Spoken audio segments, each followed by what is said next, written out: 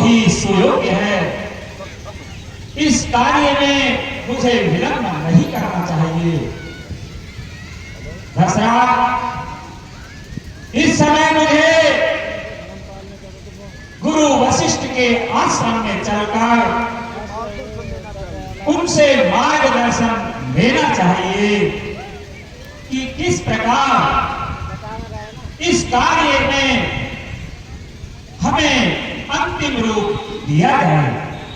इसके लिए मैं स्वयं गुरु वशिष्ठ जी के आश्रम में जाऊंगा और उनसे विचार विमर्श करूंगा।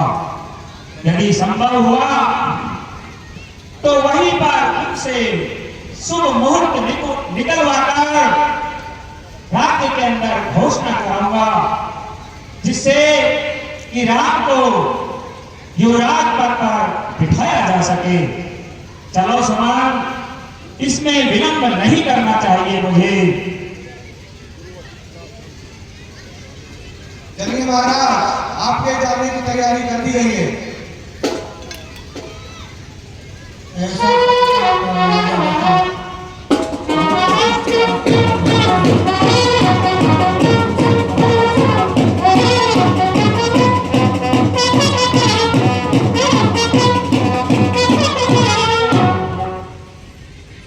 गुरुदेव के चरणों में राजन का प्रणाम स्वीकार हो। कल्याण हो राजन, आयुष्मान हो। कहिए राजन, आज किस प्रकार से इधर आगमन हुआ? हे गुरुदेव, आज प्रातःकाल जब मैं स्नान ध्यान कर दर्पण में अपना चेहरा देख रहा था, उस समय कानों के पास मैंने श्वेत केश देखे। उस समय मैंने विचार किया कि राजन, अब तुम्हारा चौथापन सन्निकट आ गया है। चौथेपन को व्यतीत करने के लिए वानप्रस्थ का सहारा लिया जाना उचित है, क्योंकि पूरा जीवन हमने राजकाज के अंदर व्यतीत किया, राजभवन के अंदर लगाया। अब अपने जीवन का कुछ समय हमें भक्ति में भी देना चाहिए। हे गुरुदेव, मैंने सोचा कि राम को अयोध्या का युवराज पर देकर मैं अपने जिम्मेदारी से मुक्त हूं, ताकि वनों के अंदर जाकर ईश्वर का ध्यान करूं। वैसे भी राम जनता के बहुत प्रिय हैं। चारों तरफ राम की चर्चाएं होती हैं। वो लोकप्रिय हैं और लोकप्रिय होने के कारण एक राजा का, अच्छे राजा का यही लक्षण है। हे गुरुदेव, इस विषय में मेरा मार्गदर्शन कीजिए कि मुझे आप क्या करना चाहिए। आइए राजन, पहले आप अपना स्थान ग्रहण कीजिए। हे राजन, आपका विचार अति उत्तम और सुंदर है। मैं भी इस बात को स्वीकार करता हूँ और मेरे अंदर भी एक चीज उठी हुई थी कि मैं राजन से स्वयं इस बारे में विचार करूं, लेकिन सौभाग्य से आप स्वयं ही इस पर चर्चा के लिए आ गए, तो इससे बढ़िया और कोई आपके लिए कार्य हो ही नहीं सकता। आप तुरंत ही श्री राम का राज्याभिषेक करें और अपने दायित्व से मुक्त हों। हे गुरुदेव, राज तिलक के लिए कोई शुभ मुहूर्त देखिए, ताकि प्रजाजन का कल्याण हो सके, राजा निष्कंटक होकर अपने राज्य को चला सके, ऐसा शुभ मुहूर्त आप निकालिए। राजन, काल करे सो आज कर और आज करे सो अब। हे राजा, वैसे तो राम जी के लिए सारे ही मुहूर्त श्रेष्ठ हैं, लेकिन जो कल का जो मुहूर्त मेरी दृष्टि में बन रहा है, गुरु मुख्य नक्षत्र का मुहूर्त है और अभिजित समय में उसको आप निर्धारण कीजिए और कार्य रूप में परिणित कीजिए। बहुत अच्छा गुरुदेव, मैं धन्य हुआ।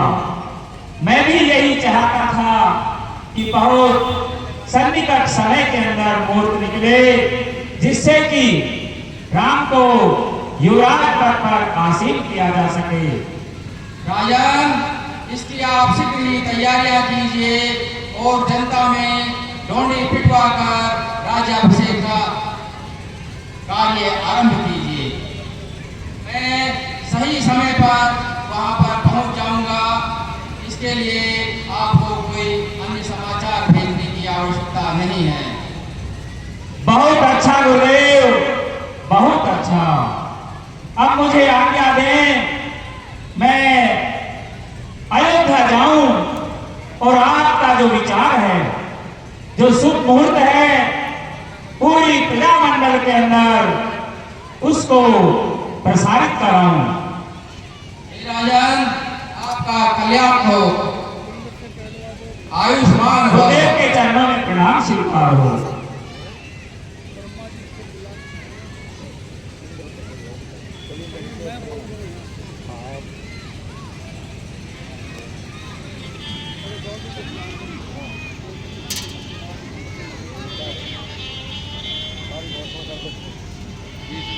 हे ताक्षमान,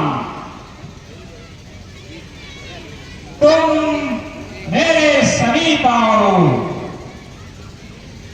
देखो,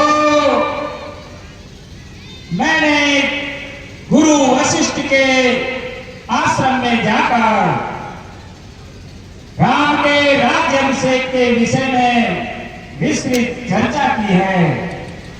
उन्होंने राज तिलक के लिए कल का दिन शुभ बताया है।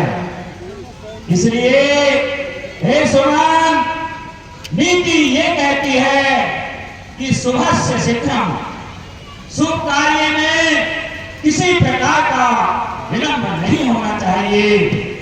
हे सुमन, तुम नंदन डोडी वाले को बुलाओ और पूरे नगर के अंदर ये घोषणा कराओ कि कल प्रातःकाल राम का राज्याभिषेक होगा। उसकी खुशी में, उस आयोजन की खुशी के अंदर पूरे नगर को, पूरे शहर को दुल्हन की तरह से सजाया जाए। संपूर्ण जनता अपने घरों के अंदर घी के दीपक जलाए, रोशनियों से अपने अपने घर को जगमगाए। सभी घरों में अच्छे अच्छे पकवान बने। इस प्रकार की घोषणा नंदन डोडी वाले को बुलाकर कराओ, जैसा मेरा आदेश है। महाराज, इस शुभ कार्य को मैं स्वयं ही करूंगा। बहुत अच्छा सुमन।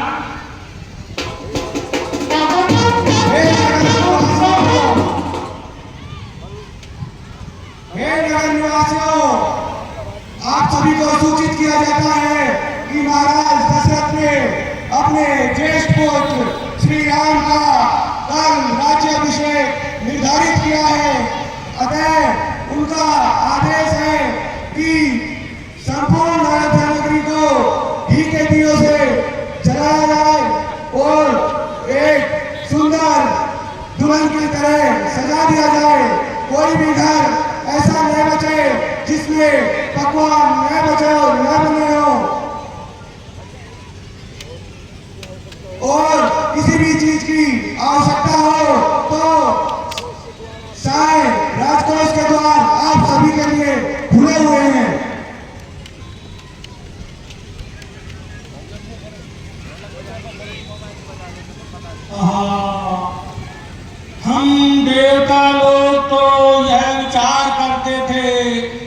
भगवान का अवतार हुआ है, भगवान राक्षसों से हमको मुक्ति दिलाएंगे। हे ब्रह्मा जी, ये क्या हो रहा है? आप कोई योजना बनाए कि जिससे भगवान हमारे कार्य को संपन्न करने के लिए तैयार हो।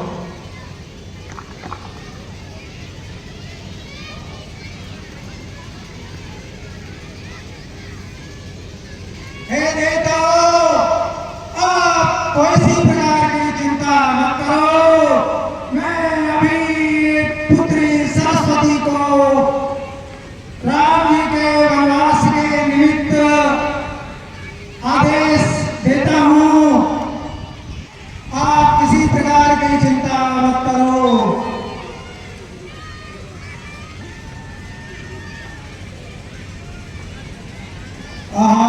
हे पुत्री सरस्वती, हे पुत्री सरस्वती,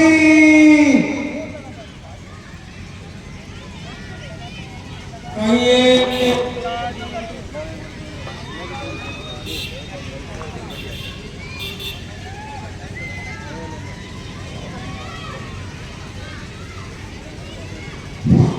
कहिए पिताजी, क्या आज्ञा है?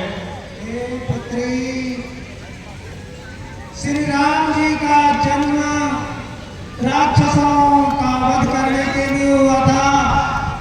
इस पृथ्वी को राक्षसों से विहीन करना एवं पृथ्वी के अत्याचारों को नष्ट करना भगवान श्री राम का एक अवतार लेने का एक मुख्य कारण है।